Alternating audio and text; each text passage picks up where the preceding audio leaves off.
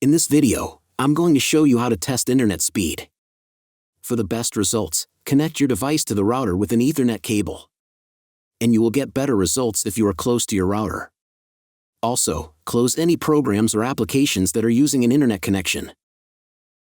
So, open a web browser and go to a Speedtest website, such as you see on the screen. Click the Start Test button. The website will test your download and upload speeds. Once the test is complete, you will see your results.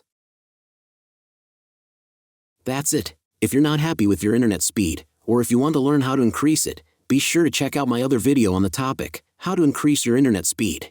In this video, I'll show you a few simple tips and tricks that can help you boost your internet speed. Thanks for watching. If this video helped, you can buy me a coffee. All links are in description down below.